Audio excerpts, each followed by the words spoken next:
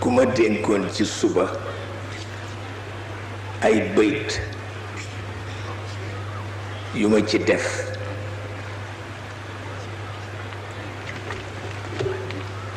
ndax waaw ndeysaan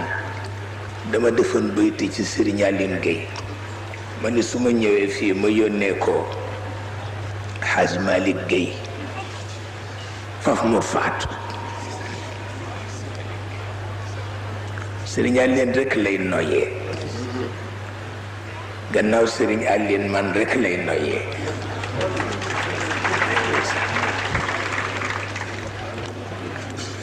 ma defoon ay bayti nag ci Serigne Aline ni bu may ñëw rek di ko yónnee waaye xamatuma fu ma ko def ndeysaan wallaay ndeysaan wallaay ndeysaan waaw kay alfannu asbaxa qitaatan marmuqatan min yawmihi alfannu yajmacu ma tafarraqa indahu min xilmihi Sëriñ Babacar ne xalim ak xalim ñoo am ñoo bokk nuñ leen di binde wante bokk ñu nuñ leen di firee xalim ak xalim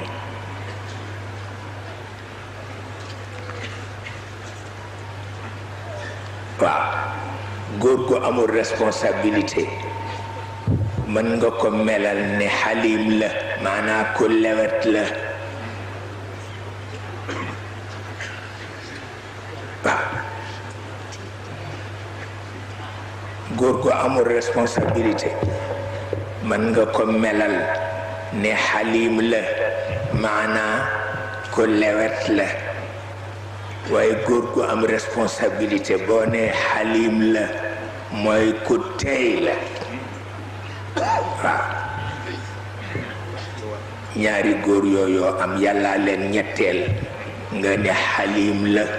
Sëriñ Babacar ne aji dënniirlu la waaw aji dënniirlu la waaw yàlla lewetul teeyul dafa dënniirlu waaw ndax dara rëccu ko